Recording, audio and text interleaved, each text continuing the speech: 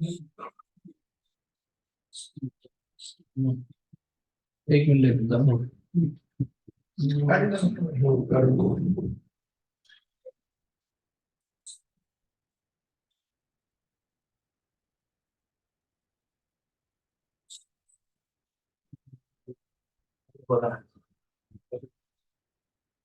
करू का?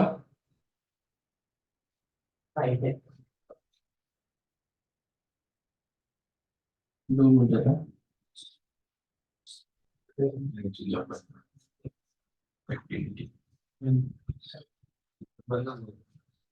हे बघा, हे आपण काय बघितलं त्याच्यामध्ये हा एक डिप्लेशन लेअर असतो, बरोबर. आता हे डिप्लेशन लेअरचं बॅरियर पोटेन्शियल किती बघायचं? 0.7 व्होल्ट.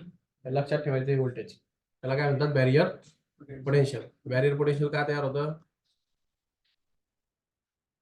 एक साईडला काय पोलॅरिटी आलेली आहे?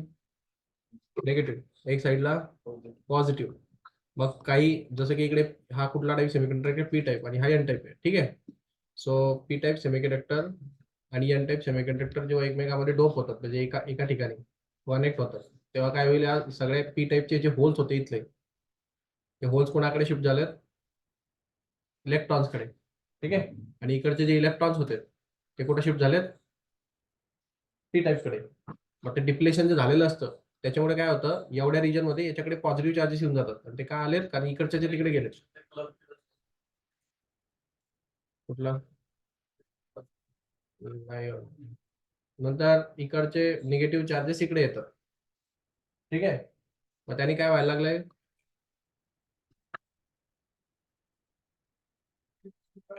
आपल्याला हा डिप्लेशन लेअर भेटतोय. आता हा डिप्लेशन लेअरचा प्रॉब्लेम काय असतो? हा त्या ट्रान्झिस्टरला फॉरवर्ड म्हणजे करंट जाऊ देत नसतो, म्हणून आपल्याला तिथे एक्स्ट्रा आपल्याला बेस लावावा लागतो इथं. मग तो बेस बेस का लावावा लागतो त्याचं कारण सांगतो तुम्हाला. हा ट्रान्झिस्टर सारखा बिहेव नाही करते. हे कुठलं जंक्शन आहे? पीएन टाईप जंक्शन आहे, बरोबर. एक डायोड आहे. फॉरवर्ड बायस मध्ये करंट जाणार, रिव्हर्स बायस मध्ये करंट नाही आहे. ठीक आहे. सर बॅरियर पोटेन्शियल आवडू शकतो. बॅरियर पोटेन्शियल हा, व्होल्टने आवडू शकतो. नाही, ते याच्यावर डिपेंड आहे ना, कुठलं मटेरियल तुम्ही यूज करा. आता आपण जनरली सिलिकॉन यूज केलेलं आहे दोन्ही ठिकाणी. मग दोन सिलिकॉन एकमेकाच्या जवळ आल्यानंतर ते किती कंबाईन होणार हे ठरलेलं आहे ना त्याचं. त्याच्यानंतर काय होतं? ह्याच्याकडे एक पोलॅरिटी येते, याच्याकडे एक पोलॅरिटी येते. दोघांकडे याच्याकडे सगळी पॉझिटिव्ह पोलॅरिटी आली, ह्याच्याकडे सगळी निगेटिव्ह पोलॅरिटी आली, की हे दोन इलेक्ट्रॉन सारखे बिहेव करतात. यस, ध्यान दो इधर. ये इलेक्ट्रोड की तरह बिहेव करते हैं. सामने बैठा करो तो तुम पीछे क्यों बैठते हैं? हाँ, तो ये जो होता है, ये दो पोल आ जाते हैं उसके पास. दो पोल आने की वजह से क्या होता है? वो बैटरी की तरह बिहेव करने लग जाता है. एक के पास प्लस चार्जेस है, एक के पास नेगेटिव चार्जेस है, दोनों के बीच में इलेक्ट्रोस्टैटिक फील्ड बिल्ड होता है. और इलेक्ट्रोस्टैटिक फील्ड क्या कर देता है? फिर ये इलेक्ट्रॉन इधर नहीं जाएंगे और यहाँ से होल्स भी इधर नहीं जाएंगे, वो स्टॉप कर देता है दोनों. ठीक है. बैरियर आ जाता है बीच में. बैरियर का मतलब समझता है ना? अटकाव. तो फिर ये बैरियर को हटाना है मुझे, और मुझे ट्रांजिस्टर में दो तरह से यूज करता हूँ, एज अ स्विचेस और एज अ एम्पलीफायर. ठीक है. तो अभी ये बैरियर पोटेंशियल था इसमें, ये सिलिकॉन का. अभी फिलहाल इसने किस किस किस बायस में इसको करेक्ट किया है? देखो भैया, ये पोलैरिटी पे ध्यान दो. ये कौन सा है? ये निगेटिव है समझो, ये होल्स है, और ये इलेक्ट्रॉन्स है जो स्काई ब्लू वाले, ये ग्रीन वाले होल्स है. तो अगर हमने इसको ऐसे फॉरवर्ड बाय मतलब निगेटिव टर्मिनल्स को कनेक्ट कर दिया इसके साथ, तो क्या हो जाता है? ये डिप्लेशन होने लग जाता है. इस देखो यहाँ आ रहा है ना, होल्स के अंदर आ रहा है कि नहीं? तो होल्स के अंदर आता है तो आगे के इलेक्ट्रॉन्स आगे आगे शिफ्ट होने लग जाते हैं. लेकिन ऐसा फिर ये इलेक्ट्रॉन उसके आगे चलेंगे, फिर उसकी जगह पे दूसरे आ जाएंगे, फिर वो उसके आगे चलेंगे, उसकी जगह पे दूसरे आ जाएंगे. तो फॉरवर्ड बायस में कोई प्रॉब्लम नहीं है. फॉरवर्ड बायस में क्या होता है? करंट कंटिन्यूअसली आगे आगे चलते रहता है. फॉरवर्ड बायस का मतलब ये होता है कि पी टाइप को पॉजिटिव टर्मिनल कनेक्ट किया और एन टाइप को नेगेटिव टर्मिनल कनेक्ट किया, जैसे यहाँ पे दिख रहा है तो मेरे को. अभी ये जो है ये फॉरवर्ड बायस में कनेक्ट हुआ है, तो ये सीधा पीएन जंक्शन डायोड है. इसमें क्या है कि ये जो था, ये कौन सा था? ये एन टाइप सेमीकंडक्टर था, और ये पी टाइप सेमीकंडक्टर था. पी को मैंने कौन सा टर्मिनल कनेक्ट किया? पॉजिटिव टर्मिनल कनेक्ट किया, ये एन को मैंने कौन सा टर्मिनल कनेक्ट किया, नेगेटिव टर्मिनल कनेक्ट किया बैटरी का। तो अगर मैंने एन को एन दिया, एन को नेगेटिव दिया, पी को पॉजिटिव दिया, तो ये फॉरवर्ड बायस में आएगा। कौन से बायस में, फॉरवर्ड। और फॉरवर्ड बायस में करंट पास होने लग जाता है, ठीक है। इलेक्ट्रॉन की डायरेक्शन और करंट की डायरेक्शन में फर्क होता है, इलेक्ट्रॉन जाते हैं निगेटिव से पॉजिटिव की तरफ।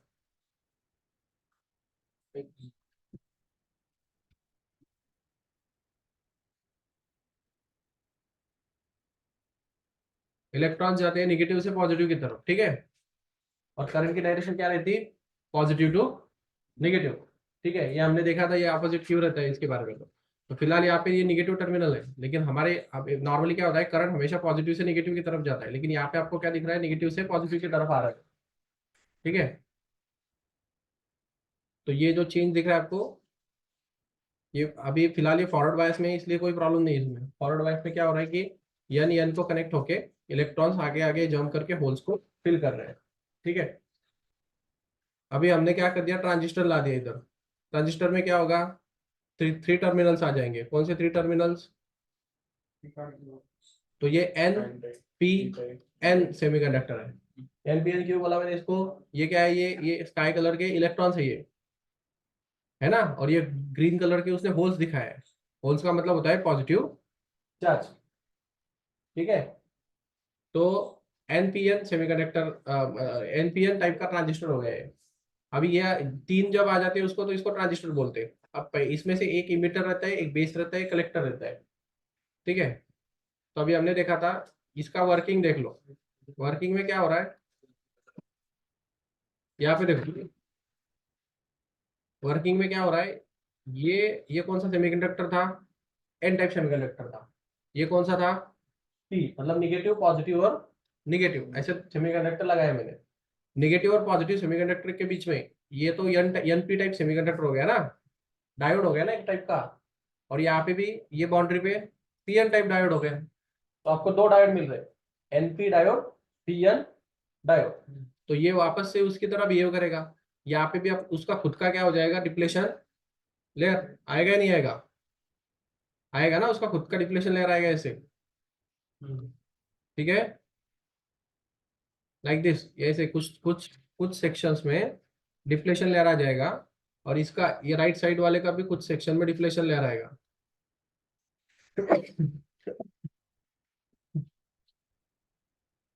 देखो इतना कुछ तो भी। तो इतने सेक्शन में क्या होता है, ये जो तुम्हारा ये जो सेक्शन दिख रहा है, ये वाला, ये वाला, ये डिप्लेशन लेयर हो गया। क्या हो गया वो, किसके लिए, वो एन और पी जो है ना, वो दो एक दूसरे के पास कनेक्ट हो गए, तो उसके होल्स इधर शिफ्ट हो गए थे, इसी इलेक्ट्रॉन उधर शिफ्ट हो जाएंगे, तो बीच में डिप्लेशन लेयर आ जाएगा। डिप्लेशन लेयर क्या करता है, करंट को पास होने नहीं देता। वो बैरियर पोटेंशियल है। बैरियर पोटेंशियल मतलब उतने वोल्टेज से ज्यादा वोल्टेज मिलेगा तभी जाके करंट जाएगा, नहीं तो नहीं जाएगा। सेम चीज यहाँ पे भी होगी, क्योंकि ये भी दो टर्मिनल एक दूसरे को क्या है, कनेक्टेड है। तो यहाँ पे कौन सा टर्मिनल कनेक्टेड है, पी और एन। सो पी टाइप सेमीकंडक्टर कनेक्ट हो गया एन टाइप सेमीकंडक्टर को, तो उससे क्या मिलेगा। तो अभी क्या हो रहा है, आप जो बैटरी का जो टर्मिनल हो, आप कोई भी बैटरी यूज कर रहे हो समझो, जैसे आपने बैटरी का पॉजिटिव टर्मिनल किसको भी कनेक्ट किया और निगेटिव टर्मिनल किसको भी कनेक्ट किया, तो भी कोई फर्क नहीं पड़ने वाला इसमें। क्यों फर्क नहीं पड़ने वाला बताता मैं। जैसे आपने बोला, मतलब हाँ, ट्रिप होते थे काल रात्रि बस। तो देखो इधर, इसका प्लस और इसका जो माइनस है, अगर हमने यहाँ पे कनेक्ट किया है बैटरी का, समझो पॉजिटिव टर्मिनल इधर दिया, निगेटिव टर्मिनल इधर दिया, तो ये पॉजिटिव किसको पॉजिटिव लगाया, कौन सा सेमीकंडक्टर है ये, एन। तो एन को पॉजिटिव लगाया तो कौन सी बायस में चला गया ये, यस। ध्यान दो इधर क्या चल रहा है, रिवर्स बायस में, ठीक है। पॉजिटिव को नेगेटिव लगाया तो रिवर्स बायस हो जाता है, और अगर ये निगेटिव था, ये निगेटिव को नेगेटिव लगाया तो फॉरवर्ड बायस में आ गया, ठीक है। तो अब दिक्कत क्या है, फॉरवर्ड बायस से करंट जाने का ट्राई करता है, लेकिन रिवर्स बायस से करंट जाएगा नहीं। तो तुम कोई भी कंडीशन ले लो, वो एक रिवर्स और एक फॉरवर्ड में रहेगा ही रहेगा। अगर तुमने उल्टा ले लिया, लेट्स सपोज तुमने यहाँ पे निगेटिव लिया, यहाँ पे पॉजिटिव लिया, तब गड़बड़ क्या हो जाएगी, ये निगेटिव निगेटिव के साथ आएगा तो ये फॉरवर्ड बायस में आ जाएगा। ठीक है, यहां से करंट पास होने वाला है, लेकिन ये पॉजिटिव ये निगेटिव के साथ कनेक्ट होने से रिवर्स बायस में आ गया, यहां से करंट पास नहीं होगा।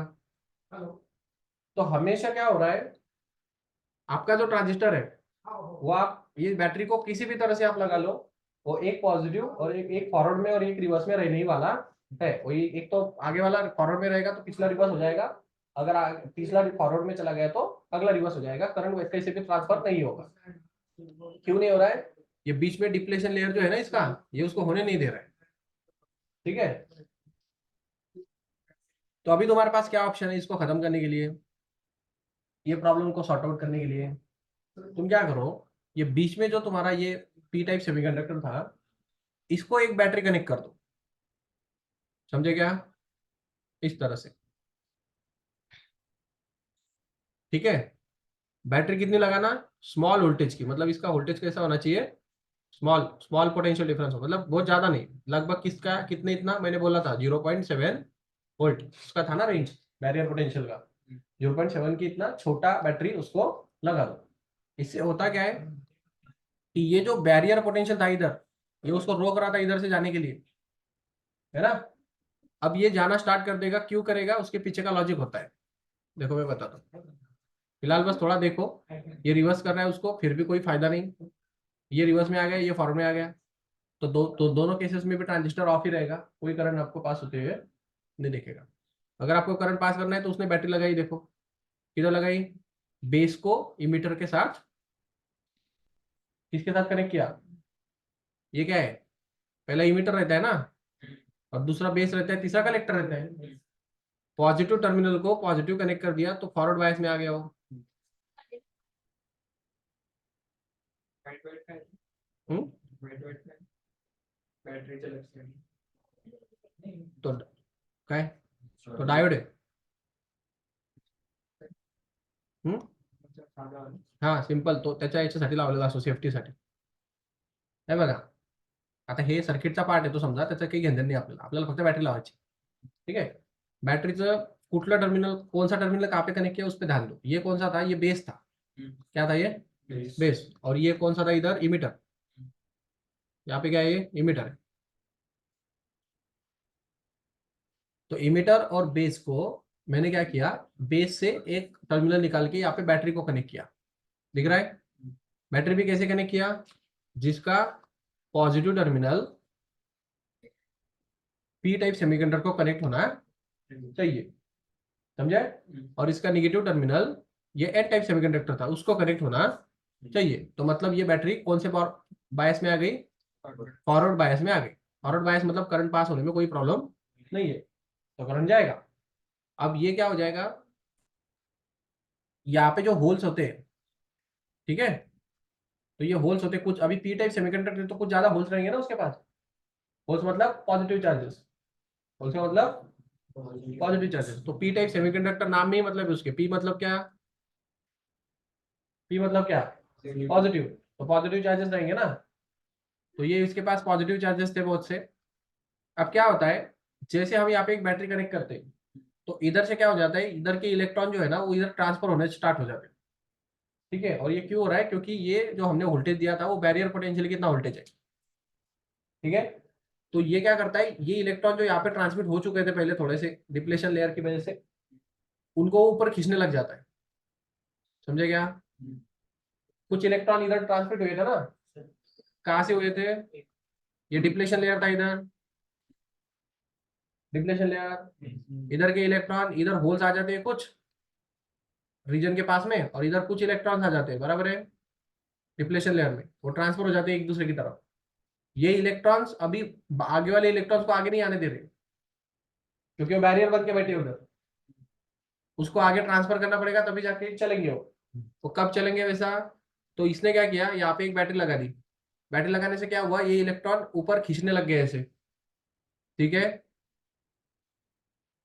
तो जब ये पोटेंशियल आपने चालू कर दिया इसमें, तो क्या हो जाता है, जैसे ही इलेक्ट्रॉन उधर जाने लगते हैं वैसे पीछे वाले इलेक्ट्रॉन ये जगह भरने लगते हैं। समझे क्या, फिर उसके पिछले वाले इलेक्ट्रॉन उसको भरते हैं।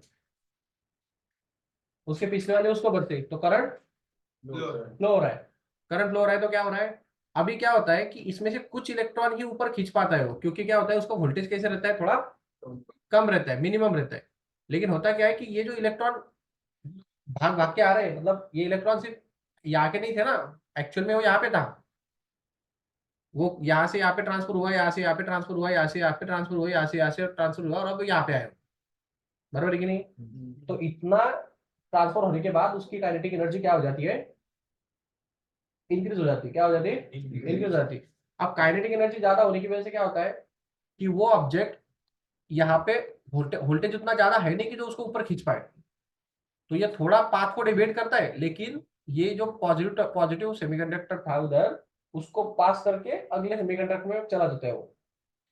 और ऐसा क्यों हो रहा है, क्योंकि उसके पास काइनेटिक एनर्जी बहुत ज्यादा हो गई है, तो ज्यादा काइनेटिक एनर्जी उसको वहां से अगले इसमें शिफ्ट कर देगा। और वो काइनेटिक एनर्जी ज्यादा क्यों होगी, क्योंकि वो ट्रांसफर होके आ रहा है, और ऊपर कम इलेक्ट्रॉन क्यों जा रहे हैं, क्योंकि हमने छोटी बैटरी लगाई। तो मान लो कि अगर समझो 100 इलेक्ट्रॉन्स अगर आ रहे होंगे यहाँ पे, कितने इलेक्ट्रॉन्स आए, 100, तो उसमें से एक या दो इलेक्ट्रॉन ऊपर जाते, बचे हुए 98 या 99 इलेक्ट्रॉन्स आगे ट्रांसफर कर जाते काइनेटिक एनर्जी की वजह से। ठीक है, तो फिर जो बैरियर था वो क्या हो गया, खत्म हो गया ना।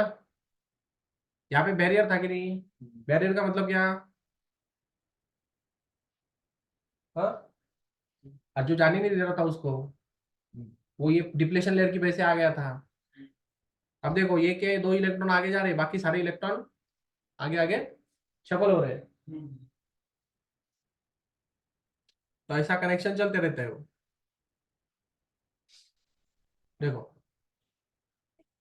दिख रहा है, तुम ये डायग्राम को ठीक से देखो, तुम्हें एक चीज नोटिस होगा, यहाँ पे एक दो इलेक्ट्रॉन जा रहा है, तो यहाँ पे देखो कितने इलेक्ट्रॉन्स आ रहे हैं, हाँ, आ रहे हैं ना।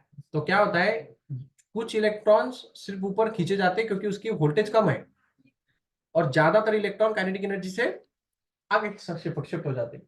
तो फिर यन रीजन से पी से ट्रांसफर होते टाइम यन में ट्रांसफर हो गया वो। अभी इसका हम यूज एम्पलीफिकेशन के लिए करेंगे, कैसे, जैसे कि ये जो वोल्टेज है, ये इसको कंट्रोल करो आप। अगर आप इस वोल्टेज को पहले अगर हम मान लो कि ये वोल्टेज वी था, कुछ तो भी समझो 10 वोल्ट था, 10 बहुत हो गया, 1 वोल्ट था, ठीक है। तो 1 वोल्टेज होते टाइम यहाँ पे समझो 100 कितने इलेक्ट्रॉन्स आ रहे थे, 100 इलेक्ट्रॉन्स आ रहे थे। उसमें से मान लो कि ऊपर 2 इलेक्ट्रॉन्स ट्रांसफर हो रहे थे, और बचे हुए 98 इलेक्ट्रॉन्स इधर शिफ्ट हो रहे थे, ठीक है। तो अगर हमने ये वोल्टेज को ट्वाइस कर दिया, तो क्या जाएगा, इधर 2 की जगह पे 4 इलेक्ट्रॉन्स आएंगे, ये खींचते टाइम 200 इलेक्ट्रॉन खींचेगा, ठीक है। और इधर 98 का डबल हो जाएगा, तो कितना, 196 इलेक्ट्रॉन्स आपको यहाँ पे देखने को, 200 कैसे मिलेगी? हाँ, 200 कैसे? खींचेगा 200, क्योंकि पावर बढ़ गई ना उसकी। 1 वोल्ट, हाँ, 1 वोल्ट के लिए 100 इलेक्ट्रॉन खींच रहा था, अब 2 वोल्ट के लिए 200 इलेक्ट्रॉन खींचेगा, समझा। तो होता क्या है, तुम्हें एक चीज नोटिस करो, जैसे तुम ये वोल्टेज को चेंज कर रहे हो इधर वाले, ठीक है, ये वाला, वैसे वैसे तुम्हारा नीचे का जो इलेक्ट्रॉन्स का जो करंट का सप्लाई, जैसे ये जो है ना, ये वोल्टेज चेंज कर दिया, तो ये यहाँ का इलेक्ट्रॉन का जो करंट है ना, वो अपने आप चेंज होता है, होता है ना। जैसे पहले 1 वोल्ट था तो 98 टू इलेक्ट्रॉन्स ऊपर आ रहे थे, तो 98 इलेक्ट्रॉन्स यहाँ पे चल रहे थे, मतलब यहाँ का करंट कितना था, 2 इलेक्ट्रॉन्स पर सेकेंड था समझो, तो ये हो गया 2 एम्पियर। तो यहाँ का करंट कितना हो गया, 98 एम्पियर, ठीक है। अब जैसे तुमने इसका वोल्टेज को बढ़ा के 4 वोल्ट 4 एम्पियर हो गया इसका करंट, मतलब आपने 2 वोल्ट कर दिया ना, वोल्टेज कितना कर दिया आपने, 2 वोल्ट। तो करंट की 2 इलेक्ट्रॉन की जगह पे कितने कितने इलेक्ट्रॉन जा रहे हैं, 4, तो 4 एम्पियर करंट हो गया। तो करंट अगर इंक्रीज हुआ तो वैसे यहाँ का भी करंट कितना हो गया, 196 एम्पियर। तो इससे एक चीज क्या हमें पता चली, जैसे इधर का करंट बढ़ता है वैसे इसका करंट भी बढ़ता है, और बहुत ज्यादा प्रोपोर्शन से बढ़ता है। तो फिर इसको एम्पलीफिकेशन के लिए यूज करते हैं हम। ये यहाँ पे जो करंट होता है, ये माइक का करंट होता है, ठीक है, माइक में जो बोलते हैं। और ये जो रहता है, ये जो करंट रहता है, ये स्पीकर का करंट रहता है, समझा। तो माइक में हम बहुत स्मॉल आवाज में अगर बात कर रहे हैं तो छोटी आवाज में कर रहे हैं तो करंट भी छोटा आ रहा है, कम एम्पलीट्यूड का, कम इंटेंसिटी का, कम एम्पियर का। लेकिन जब वो यहाँ से ट्रांसफर हो रहा है तो ये स्पीकर के टाइम पे कितना करंट जाएगा, high intensity, high amperes current जाएगा। तो जितना एम्पियर करंट की इंटेंसिटी बढ़ जाएगी उतना साउंड भी प्रोड्यूस ज्यादा होगा। तो ट्रांजिस्टर एज अ एम्पलीफायर भी यूज होता है और एज अ स्विच यूज होता है, दोनों यूजेस है उसके। ठीक है, तो एम्पलीफायर के कैसे यूज हुआ वो बताया मैंने। आप ये वाले करंट को फ्लक्चुएट करो, ये अपने आप होगा। ट्रांजिस्टर ऐसे ही दिखता है क्या ऊपर से, इसको कुछ लेयर ऊपर कवरिंग नहीं रहती? कल का लेक्चर देखो, कल के लेक्चर में दिखाया मैंने, ऐसे काले कलर का रहता है, ऐसे ब्लैक कलर का चिप रहता है। तो बड़ा अलग है। हाँ, ऐसे ब्लैक कलर का चिप रहता है ऐसे, और उसको 3 टर्मिनल रहते हैं। 3 टर्मिनल रहते हैं, वो 3 टर्मिनल इस तरह से रहते हैं, ऐसे एक, दूसरा, तीसरा। ये पहले को इमीटर बोलते हैं जो कि ये है, इसको बेस बोलते हैं जो कि ये है, और तीसरे को कलेक्टर बोलते हैं जो कि ये है। समझा? दिखने में ऐसा दिखता है, एक्चुअल में ऐसा रहता है। ये ऊपर से दिख रहा है ऐसा, वो ब्लैक कलर के अंदर है सब कुछ।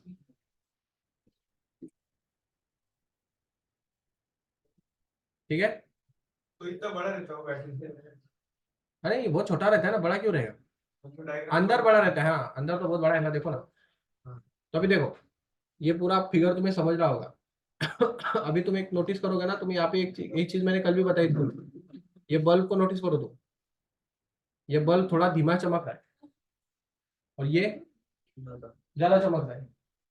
तो क्या हो गया, लाइट करंट क्या हो गया, एम्पलीफाई हो गया, तो आउटपुट भी एम्पलीफाई हो गया ना। ये कम करंट में ज्यादा आउटपुट मिल रहा है तुम्हें, मतलब इधर का करंट फ्लक्चुएट करे तो इधर का अपने आप हो जाएगा। तो इस तरह से ट्रांजिस्टर बिहेव करेगा। और ये ऐसे क्यों हो रहा है, इधर से कुछ करंट जा रहा है और इधर क्यों पास हो जा रहा है, तो उसके पीछे रीजन देना, ये काइनेटिक एनर्जी की वजह से होता है। किसकी वजह से? काइनेटिक एनर्जी की वजह से। और क्या हो रहा है देखो, आप बोलोगे कि सर फिर सारे इलेक्ट्रॉन ऊपर क्यों नहीं चले जाते? क्योंकि क्या होता है, जो इलेक्ट्रॉन ये होल्स में फंस जाते ना, सिर्फ वही ऊपर जाने के लायक, मतलब कैपेबल रहेंगे। समझे क्या? जो इलेक्ट्रॉन इधर फ्री है, वो उसको कोई होल्स नहीं मिला, तो वो फ्री होके आगे ट्रांसफर हो जाएंगे। तो तुम ये फिगर को अगर ठीक, ये एनिमेशन को ठीक से देखोगे, तुम्हें एक चीज पता चलेगी, जो इलेक्ट्रॉन इस होल में फंस रहा है वही इलेक्ट्रॉन ये ऊपर जाता है, फिर यहाँ से इधर जाता है, फिर यहाँ से इधर जाता है, फिर यहाँ से इधर जाता है, फिर ऊपर चला जाता है। समझे क्या? हाँ। तो इसमें एक चीज इंपॉर्टेंट है, ये जो तुमने बेस लिया, ये बेस कैसा लिया? तो बेस हमारा हेवीली डोप होना चाहिए या लाइटली डोप होना चाहिए? डोपिंग का मतलब समझता है ना। होल्स डाले तो मैंने क्या डाला, ट्राइवेलेंट इंप्योरिटी डाला है, एल्यूमिनियम। अब वो ज्यादा डाला या कम डाला, तो मुझे होल्स की संख्या कैसी चाहिए, ज्यादा चाहिए या कम चाहिए बेस में? कम चाहिए ना। जितने कम होल रहेंगे उतने कम इलेक्ट्रॉन इसमें फिट होंगे, और जितने कम होंगे उतने ऊपर कम जाएंगे और ज्यादा आगे पास हो जाएंगे। हमें आगे ज्यादा पास होने चाहिए और ऊपर कम जाने चाहिए।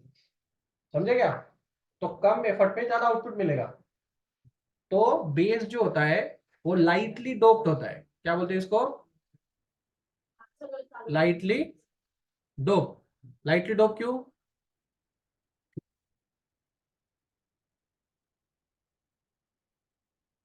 लाइटली डोप क्यों? संख्या करने बैठे। हाँ, तो होल्स कम चाहिए ना, तो एल्यूमिनियम की डोपिंग भी कम करने का मतलब, डोपिंग मतलब चार सिलिकॉन के अंदर एक एल्यूमिनियम डालने का, उसको डोपिंग बोलते हैं। तो जितने तुम एल्यूमिनियम डालोगे उतने होल्स की संख्या बढ़ेगी, और होल संख्या बढ़ेंगे तो बेस का करंट बढ़ेगा। हमें बेस का करंट कम करना है, कलेक्टर का करंट ज्यादा करना है, तो होल्स की संख्या कम चाहिए। तो बेस लाइटली डोप्ड होना चाहिए। तो ये कॉम्पिटिटिव का क्वेश्चन रहता है। कॉम्पिटिटिव ऐसे पूछता है आपको कि भाई बेस कैसा होना चाहिए, लाइटली डोप, हाईली डोप? अच्छा, वो होल्स में तो एल्यूमिनियम की रहती है, एल्यूमिनियम की एल्यूमिनियम की वजह से वैसा होता है, पास होता है। एल्यूमिनियम की वजह से वहां पे होल्स एक्स्ट्रा बन जाता है। होल्स मतलब पॉजिटिव चार्ज। ठीक है।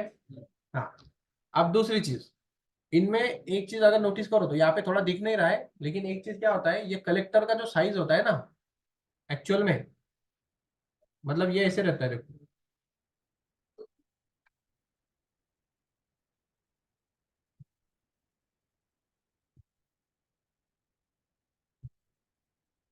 एक्चुअल में ऐसे रहता है। ये ये इमीटर है, ये बेस है, बेस का भी साइज छोटा रहता है ऐसा, और कलेक्टर का बहुत बड़ा रहता है। तो देखो ये इमीटर है, ये बेस है, और ये कलेक्टर है। तो कलेक्टर का जो विड्थ है वो लार्ज रहेगा, ठीक है। बेस जितना हो सके उतना स्मॉल होता है, सबसे स्मॉल, जितना हो सके उतना छोटा बनाओ, क्योंकि अगर बहुत बड़ा बेस बनेगा तो उसका आउटपुट क्या मिलेगा। अगर तुमने बहुत बड़ा बेस बनाया ऐसा, तो जो इलेक्ट्रॉन यहाँ से आ रहे थे ऐसे, बराबर है ना, ये ऊपर उसको बहुत जगह मिल जाएगी, तो इलेक्ट्रॉन जाते जाते ऐसे ऊपर चले जाएंगे ऐसे, जो कि इलेक्ट्रॉन मुझे इसमें से पास होने चाहिए थे, समझे क्या। तो उसको जितनी जगह मिलेगी उतना ऊपर जाने का ट्राई करेगा। तो मुझे ऊपर नहीं भेजना, उसको आगे भेजना है, तो उसको ये जगह कम दो। जैसे ये आ जाए तो थोड़ा बहुत शिफ्ट हो, बाकी कलेक्टर में चला जाए। तो इसलिए बेस का जो विड्थ होता है वो कैसा होता है, छोटा। बेस कभी बड़ा नहीं रहता।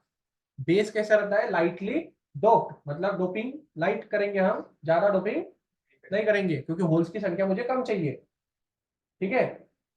कलेक्टर का जो साइज रहता है वो ग्रेटर रहता है, और इमीटर का जो साइज रहता है वो स्मॉलर रहता है।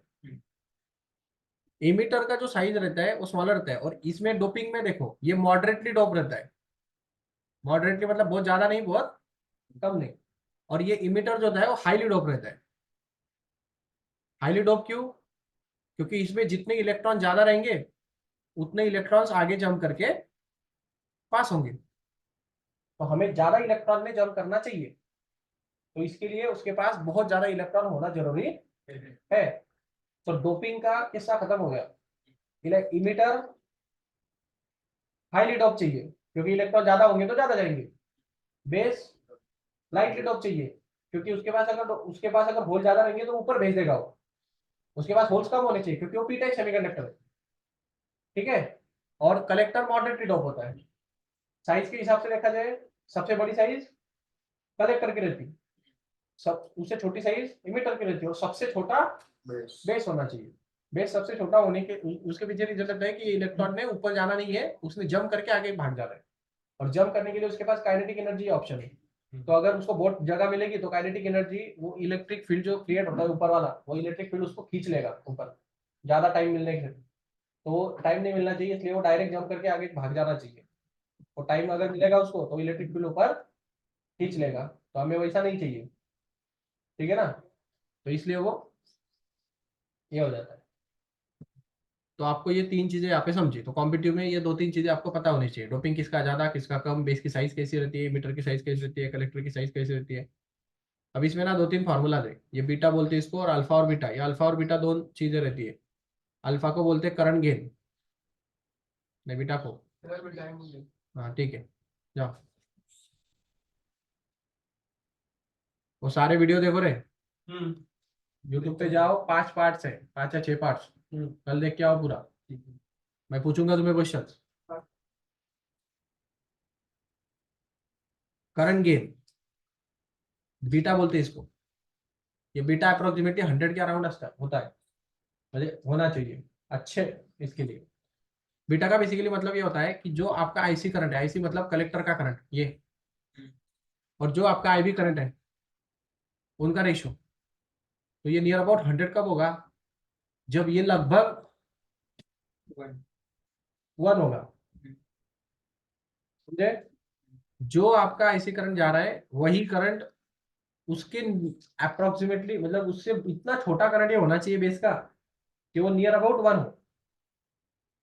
मतलब जैसे कि अगर बहुत छोटा करंट आएगा, जैसे 99 अगर इलेक्ट्रॉन चले गए, तो ये 0.001 होना चाहिए ऐसा।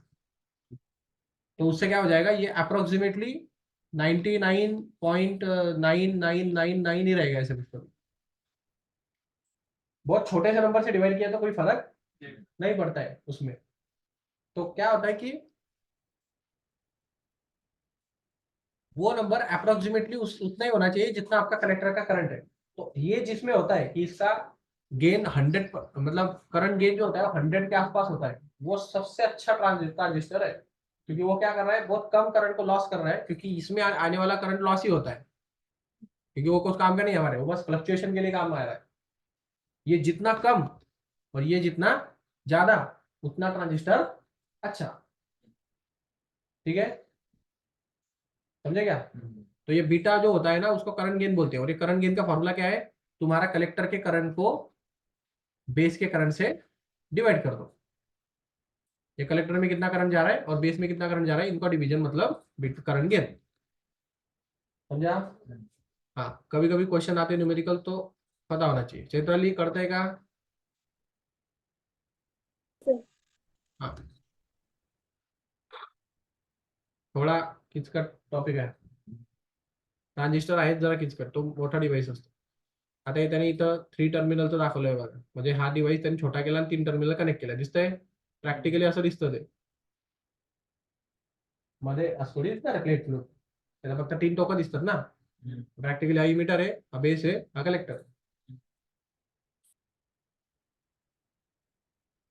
आता त्यांनी 2 लावले इथं, मग हे याचा इमिटर आणि याचा बेस, आणि हे असं जर सर्किट तुम्ही लावलं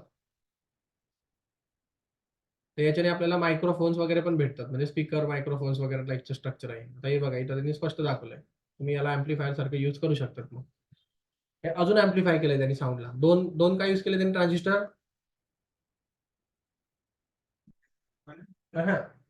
त्याला आणि ऍम्प्लिफाय करण्यासाठी इथं त्यांनी थोडं ऍम्प्लिफिकेशन केलंय, हे दुसरं त्याला आणि ऍम्प्लिफाय करतंय, आणि मग तो दिसतोय आपल्याला आवाज मोठा। म्हणजे असे बरे, मी सांगितलं ना, हजारो लाखो ट्रान्झिस्टर लावलेले असतात एकमेकाला, तेव्हा जाऊन तो आवाजाला ऍम्प्लिफाय करतो। समजलं? असे सगळे एकमेकाला सिरीज मध्ये जोडत जातात। त्यांनी कसं जोडलंय बघा, आता ह्या काही तुमचा टॉपिक नाहीये, फक्त अंडरस्टँडिंग साठी सांगितलं। ट्रान्झिस्टर कसं लावलं? सर्किट मध्ये मदरबोर्ड नसतो का, तो हिरव्या रंगाचा, त्याच्यावर असे चिपकवलेले असतात काय काय काय काय। म्हणजे माईक मध्ये स्पीकर मध्ये? हा, स्पीकर मध्ये राहतं ना, हे स्पीकर आहे, स्पीकर मध्ये आवाज कसा काय येतो, आपण इतकं छोटासा बोलतो ना, आवाज कसा काय मोठा येतो, त्याच्यामुळेच येतो ना। कारण हा जो आहे ना, हा कलेक्टरचा जो करंट आहे हा इकडे येतो बघा, आणि कलेक्टरचा करंट इकडे कनेक्टेड आहे, आणि इकडनं बेसचा करंट याच्या इमिटरशी कनेक्टेड आहे, आणि याचा करंट इकडे असा येतोय बघा, आउटपुटला इकडे अर्थड आहे। आता होतं काय, याचं जे आउटपुट भेटत असतं आपल्याला, ते कसं हाय करंट आपल्याला इकडनं भेटत असतो याच्यामध्ये, हाय म्हणजे हे भरपूर जास्त करंट येतं। समजा तुम्ही इकडे इथं छोटासा जरी करंट आला तरी याची अँप्लिट्यूड अशी मोठी असते। हा काय करतो, करंटच्या अँप्लिट्यूडला वाढवून टाकतो। म्हणजे आता तुम्ही बघा इकडे फिगर मध्ये पण दिसतंय, इकडे कसं दिसतंय हे बघा, छोटा आहे की नाही, आवाज छोटा अँप्लिट्यूडचा आहे, आणि इकडे बघा स्पीकरचा मोठ्या अँप्लिट्यूडचा आहे। हा त्यांनी काय केलं, फक्त करंटची व्हॅल्यू वाढवली, करंटचे फ्लक्च्युएशन वाढले म्हणजे वेव्ह तयार होते। इलेक्ट्रॉनिक सर्किटला काय समजतं, करंट फ्लक्च्युएट झाला म्हणजे समजलं, त्याचं एवढंच असतं, करंट वाढतोय, करंट कमी होतोय, करंट वाढतोय, करंट कमी होतोय, झाली वेव्ह तयार। समजा आपण असं मानून घेऊ, हा 0 करंट होता, करंट 10 झाला, मग करंट -10 झाला, तर -50 झाला समजा, पुन्हा 100 झाला, पुन्हा -50 झाला, पुन्हा 150 झाला, पुन्हा थोडा कमी, पुन्हा थोडा कमी, पुन्हा जास्त, पुन्हा कमी, पुन्हा जास्त, मग ही काय तयार होते, वेव्ह तयार झाली ना। हा, मग ह्या करंट वेव्हला साऊंड वेव्ह मध्ये कन्व्हर्ट करता आहे आपल्याकडे डिव्हाइसेस जे त्याला कन्व्हर्ट करतात। आपलं काम फक्त ट्रान्झिस्टरचं काय आहे, ही वेव्ह आणून देणं, ते ट्रान्सफर कसं करायचं साऊंड मध्ये येतो वेगळा प्रकार।